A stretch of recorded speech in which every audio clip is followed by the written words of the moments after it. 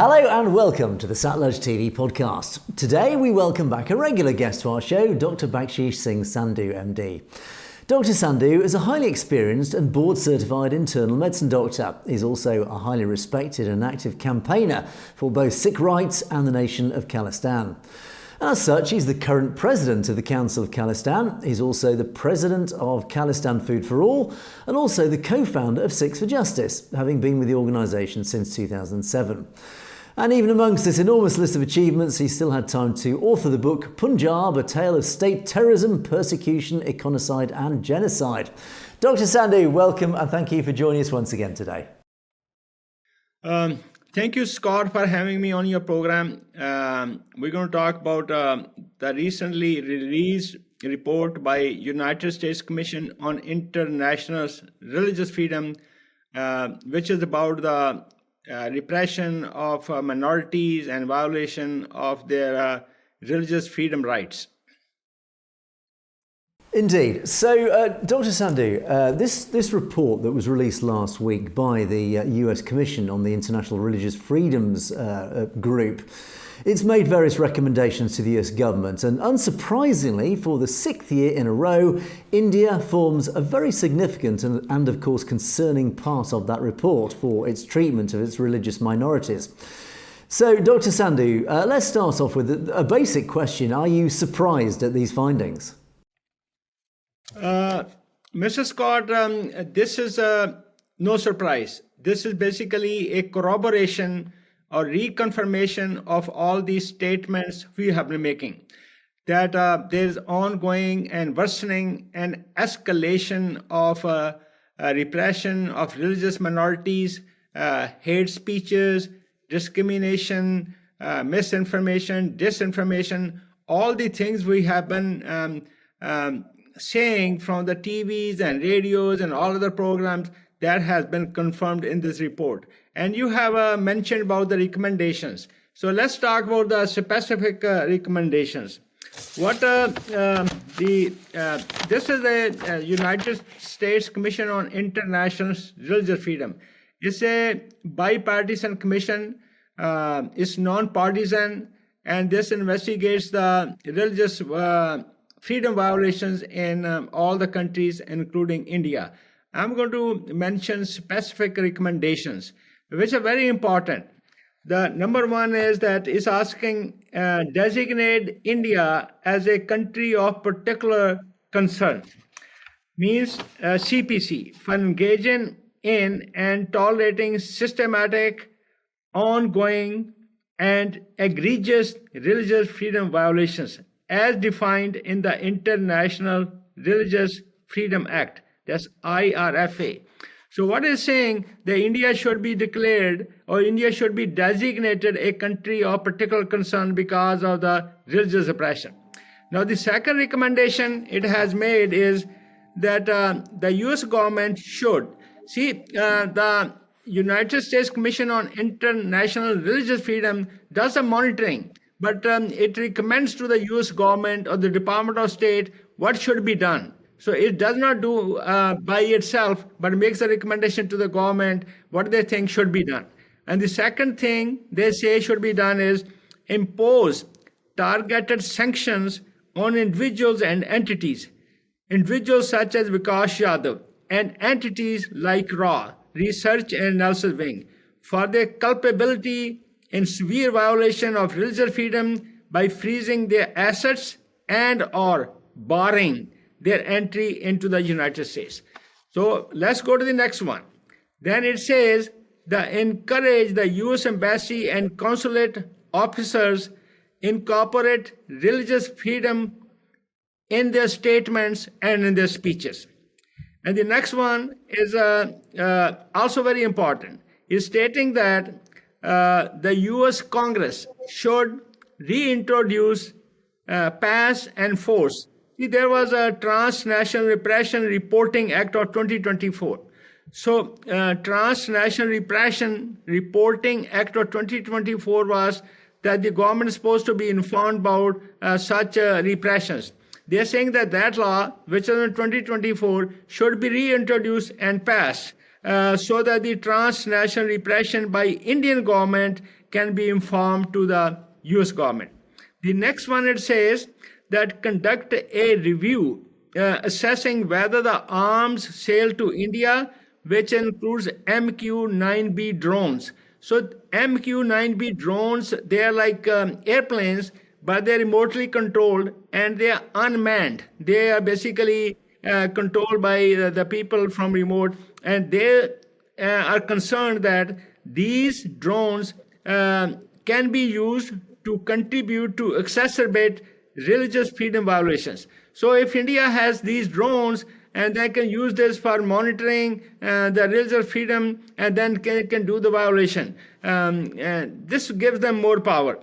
And they also are saying that request and prioritize meeting with religious minority communities and faith-based civil society organizations.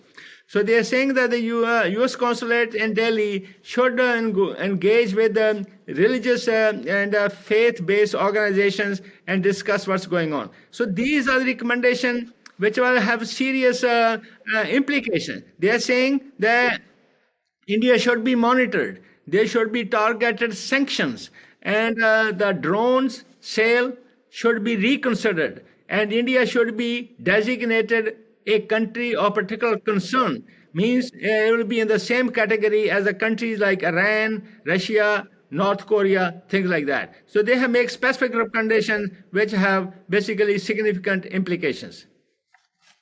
Now, a really significant part of this report, particularly relating to India, was, of course, specific evidence of what India or the Indian government have been doing to persecute their various religious minorities. And of course, the Indian government have adopted many different tactics and strategies to do this.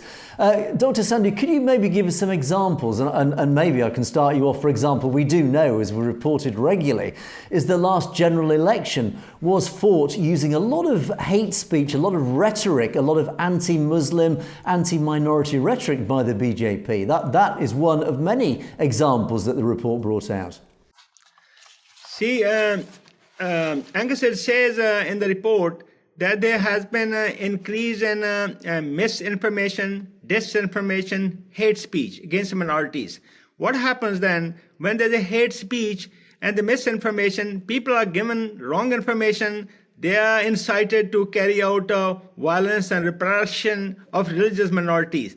So while there was an election campaign going on before the June of last year, Narendra Modi, Indian Prime Minister, and Indian Home Minister Amit Shah, they made this kind of information from the stages. They mentioned about religious repression and misinformation, farming patient, and inciting them to carry out violence. What happens? That leads to the basically violence against the minorities. And they're saying that this should stop. But India, as you know, wants to make India as a country of overtly a Hindu nation.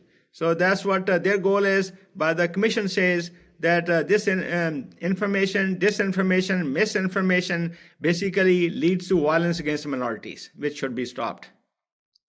So, of course, yes, there was the basic political rhetoric that has been used regularly by the BJP, and particularly Narendra Modi and his ministers. But also, the Indian government have also been accused of using and abusing legislation to target the minorities. And of course, there are many examples of this. We talk, for example, about Amritpal Singh and many of his colleagues who've been imprisoned just for simple democratic campaigning that happened to go against the Indian state narrative.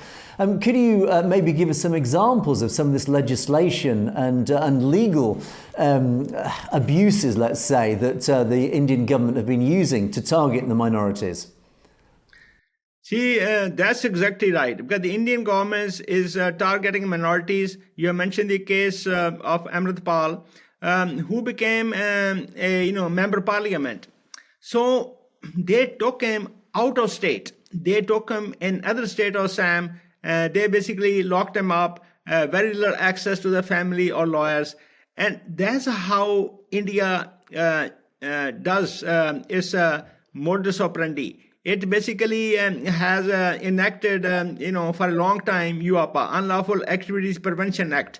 in which people who are suspected of, let's say, doing some activity or distributing literature about independence of Punjab, Khalistan from India, what they have done that UAPA, they have made it much stronger by doing some changes in it, making some amendments like 2008, 2012, and 2019. And once you are charged under UAPA, then you have very little access. You can be locked up for years with no access to any lawyer or any court system.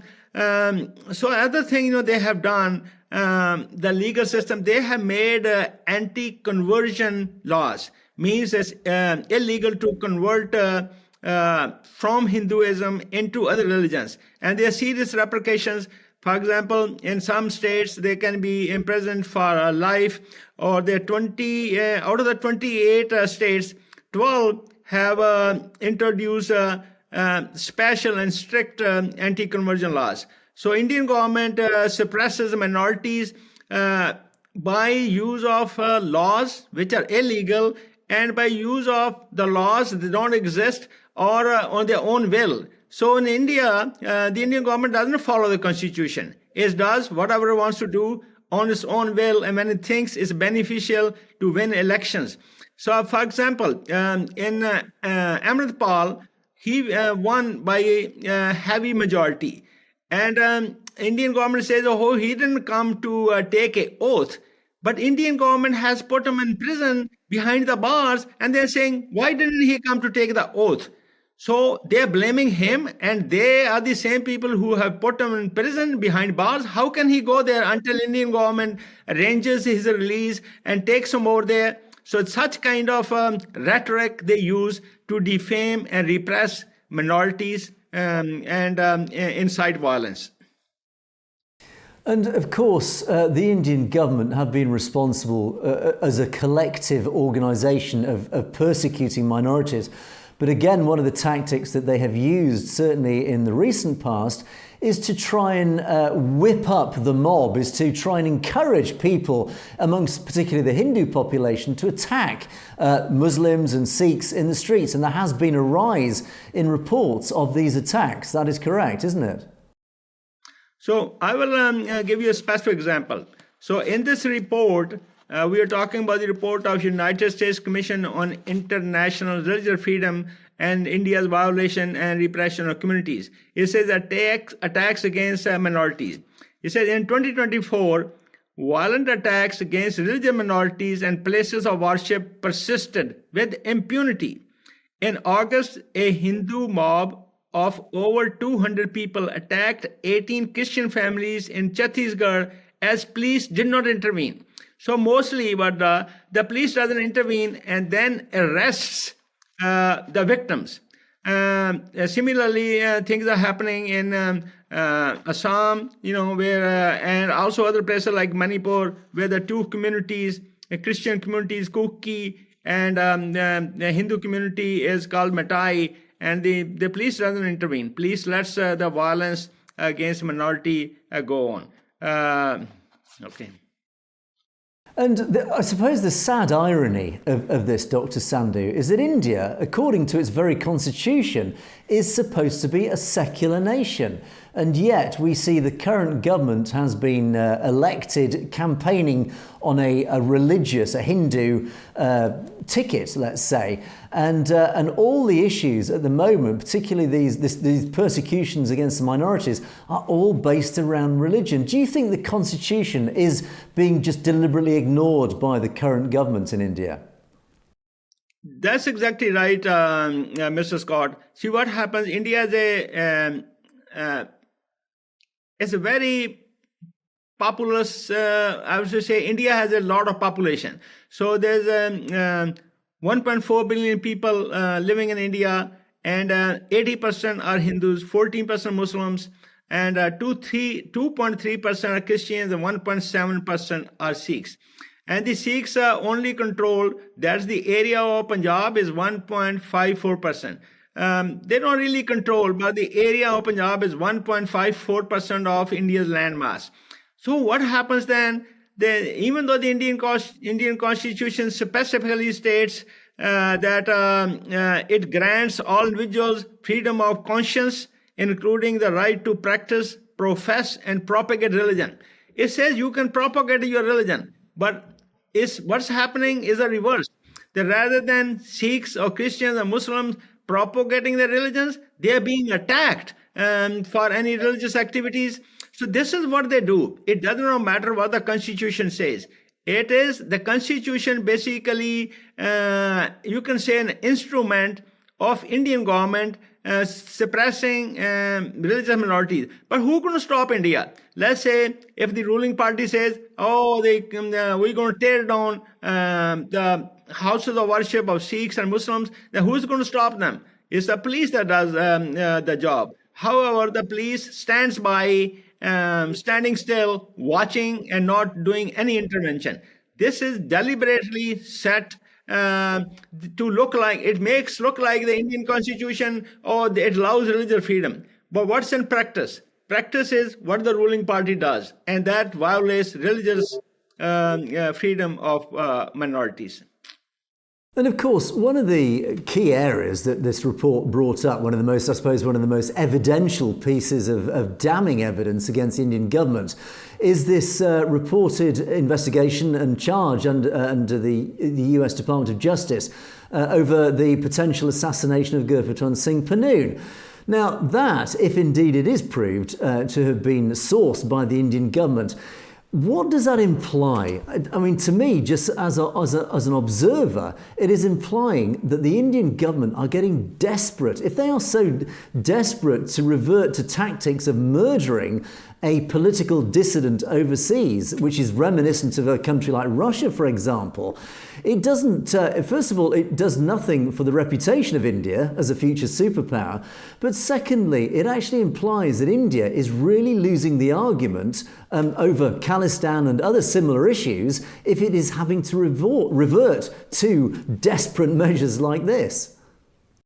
See, India is not particularly concerned about its reputation, because India decidedly carries out religious repression against minority religions. So does India really care about it? They don't really care about it. Maybe a little bit under the pressure from the foreign governments, and they think that this will be not in a good standing for India, but that's not important to them. What's important to them is, the ruling party's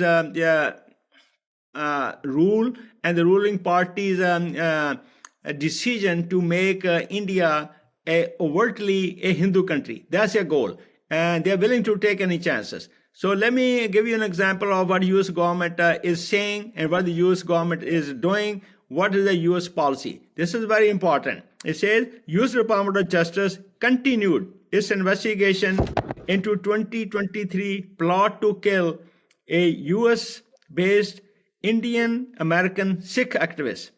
In September, a New York District Court issued summons to the government's National Security Advisor Ajit Doval and former RA chief, that is Research and Analysis Wing Chief Samant Goel.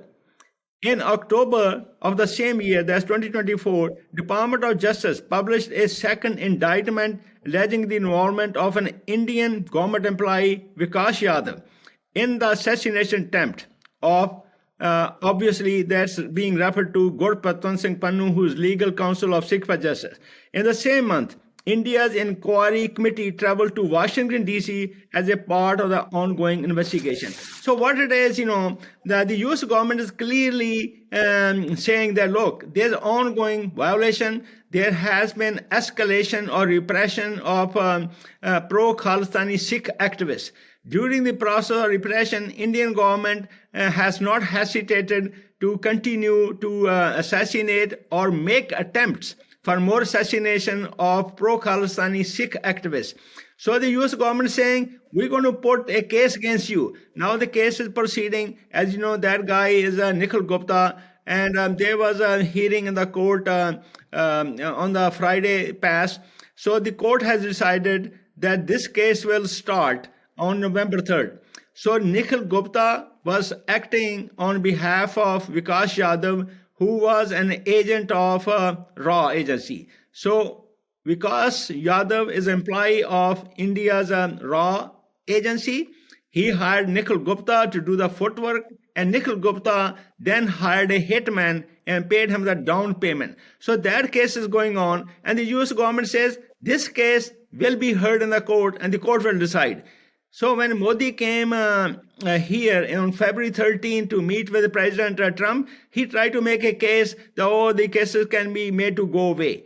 But the US Department of State says, no, these cases are not going to go away. They will proceed as per procedure, and they have been previously planned. So the summary is that this report is very damaging to India. It says there is the religious repression ongoing, escalation of repression. Then there are laws the states are making to stop conversion from Hinduism to Christianity or other religion. Then it says there's a misinformation, disinformation, hate speeches which incite violence. And then, as you have mentioned about the people who are prison and under UAPA, they are basically put in prison, they are tortured, they're detained, and their families are also rounded up in the police stations. All these things India is doing. But most importantly, we are talking about the US. In the US, India has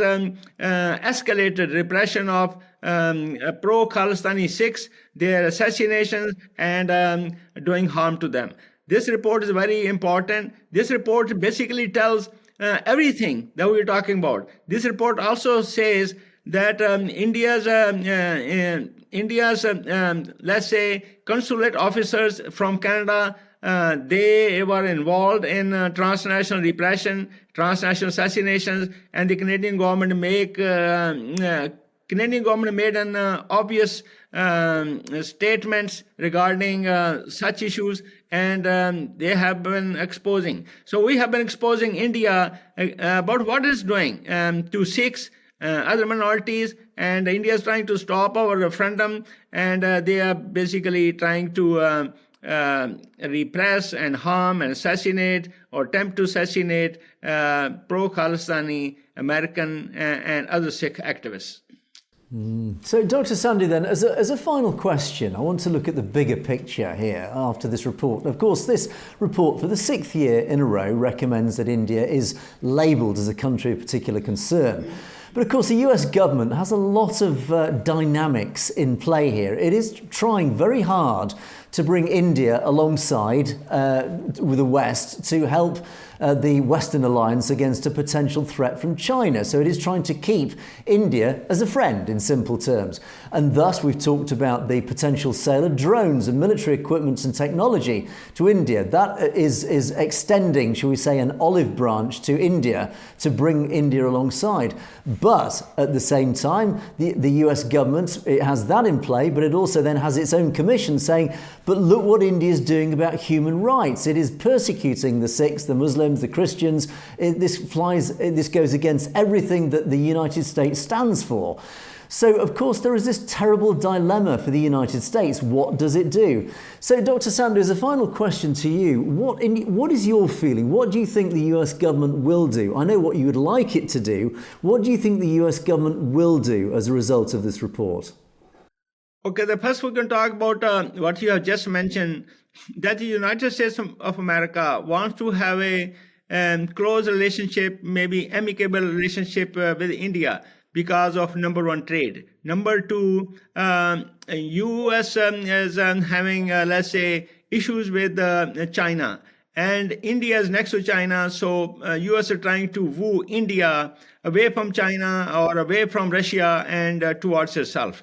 So among all these things, I think it's diplomatic process that they want to have a good relationship. They want to have a trade. But at the same time, they have a bipartisan commission which is talking about religious freedom violation, as you said, for the last 6 years.